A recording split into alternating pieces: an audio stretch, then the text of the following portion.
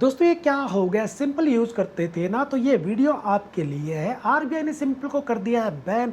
अब आपके दिमाग में कुछ सवाल है, क्या सिंपल का पेमेंट न पे करने पे मुझे कोई लीगल नोटिस आएगा? क्या पुलिस मेरे घर आएगी? या भाई मेरे जो बिल बाकी है वो नहीं भरा तो क्या होगा? क्या बिल न भरने पर मेरा सिविल स्कोर खराब होगा या बच जाएगा? दोस्तों 5 मिनट में ये सारा कन्फ्यूजन मैं आपका दूर कर दूंगा। इस वीडियो के अंत तक जरूर देख लेना, क्योंकि आखिर में मैं आपको बताऊंगा कि बिल भरने पे क्या होगा और न भरने पे क्या होगा। तो चलो शुरू करते हैं। आज की सबसे बड़ी अपडेट है सिंपल का बैन। ये उन हजारों लाखों लोगों के लिए शॉकिंग न्यूज है जो बाय नाउ पे लेटर यानी BNPL यानी अब खरीदो बाद में पैसे दो की सर्विस यूज कर रहे थे।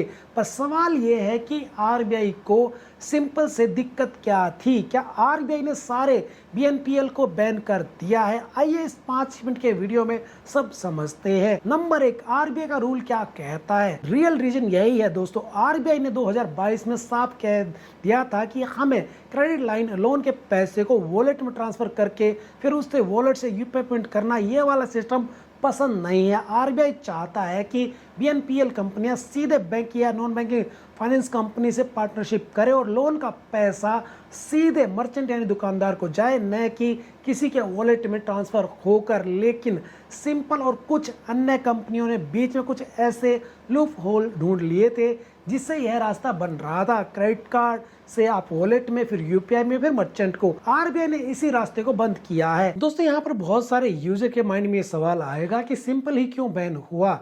रियल रीजन था कंप्लायंस फेलियर। लेजी पे या यूनिकार्ड जैसे कुछ और भी तो है, लेकिन फिर भी बैन हुआ सिंपल क्यों? इसके 3 बड़े रीजन है। पहला है अधूरी कंप्लायंस। सिंपल एक फिनटेक कंपनी है, एनबीएफसी नहीं है। ये क्रेडिट देने के लिए किसी एनबीएफसी से पार्टनरशिप करता था, पर इनके जो non banking finance company partner, उसका पूरा स्ट्रक्चर और हिसाब किताब साफ नहीं था। आरबीआई को पता नहीं चल रहा था कि एक्चुअल लोन कौन दे रहा है। सेकंड, केवाईसी की लापरवाही। अगर आप पुराने यूजर है तो आपको याद होगा कि शुरू में सिंपल आपके एसएमएस ट्रांजैक्शन को देखकर बिना प्रॉपर केवाईसी के ही आपको लिमिट दे देता था, जबकि आरबीआई के रूल्स के हिसाब से प्रॉपर केवाईसी यानी नो योर कस्टमर जरूरी है। थर्ड रीजन है दोस्तों हिडन मॉडल। इनका बिजनेस मॉडल कहीं ना कहीं आरबीआई द्वारा बैन किए गए क्रेडिट टू वॉलेट मॉडल से मिलता जुलता हो गया था, जिसके चलते आरबीआई ने यह फैसला लिया। बड़ा सवाल यह है कि बिल पे करे या ना करे, यही सबसे इंपॉर्टेंट पार्ट है। मान लो आपका बिल 1000 रुपए का है या 5000 रुपए का बिल बकाया है, सिबिल पर अभी क्या असर पड़ेगा? सिंपल ज्यादातर सिबिल जो आपका क्रेडिट स्कोर है उसमें रिपोर्टिंग बहुत कम करता था। मेरे केस में तो मुझे जो स्टार्टिंग में ऐसा नहीं मिला था, जबकि बाकी कंपनीज वगैरह की प्रॉपर रिपोर्टिंग दिखती थी। इसलिए अभी बिल न भरने से आपका सिबिल स्कोर तुरंत खराब नहीं होगा अगर रिपोर्ट नहीं किया, लेकिन लॉन्ग टर्म रिस्क तो रहेगा।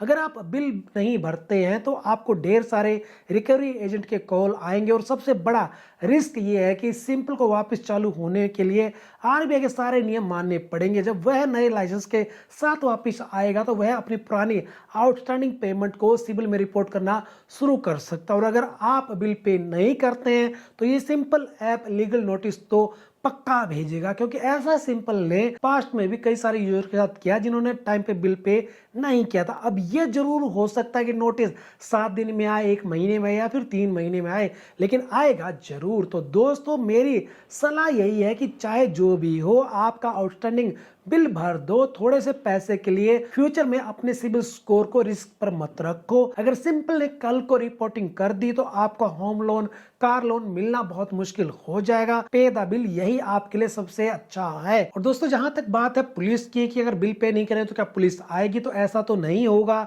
बस आपको नोटिस जरूर आ सकता है। तो ये थी सिंपल बैन की पूरी कहानी। और आपको क्या करना है, क्या आपके सिविल में जो है सिंपल ने रिपोर्ट किया है? तो आप कमेंट करके जरूर बताना। अगर ये वीडियो आपको हेल्पफुल लगी, अच्छी लगी, तो प्लीज वीडियो को लाइक जरूर कर देना, दोस्तों के साथ जरूर शेयर कर देना, और ऐसी और वीडियो देखने के लिए चैनल को सब्सक्राइब जरूर कर देना।